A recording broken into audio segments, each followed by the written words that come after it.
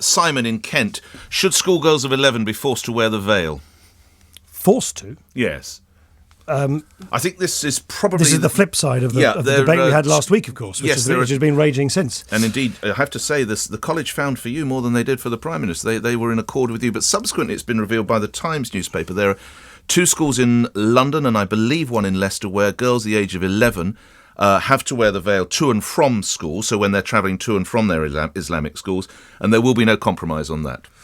Well, I have to say, my view, as I said to you last week and to the caller last week who rang about the policy at Birmingham College, is that no one should be forced to wear clothing against their will. People should be able to deploy choice, but there are clearly circumstances where the full veil is not appropriate. I personally think, as you know, in the classroom, we've got this debate now about hospitals. I totally understand that. If you're being examined by a clinician, I saw some interviews with some clinicians. I think it was a dentist and an anaesthetist on the telly yesterday, women in the full veil, who said, no, we take our veils off because we understand that patients want to see our face. So I think you can be pragmatic in those circumstances. Airport security checks, and there was this case in the court as well. So girls who are anaesthetists should, if the patient requires it, they should show their face. I thought it was very revealing that the women who wear the full veil were saying themselves, as clinicians, they understand why that's the case. So of course you've got to be pragmatic in those cases. But should an anaesthetist be required to show their face, Deputy Prime Minister? If I'm meeting my anaesthetist and my life is in her hands,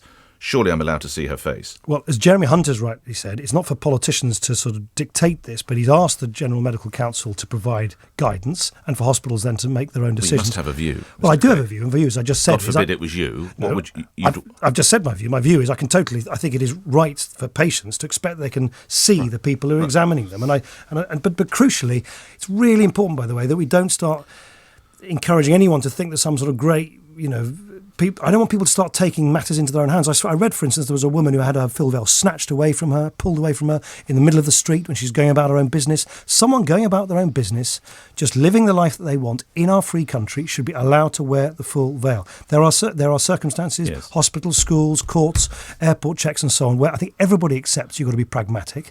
But we've got to, I think, protect the British attitude, which people should be free to wear the clothing that they want. And an 11-year-old schoolgirl?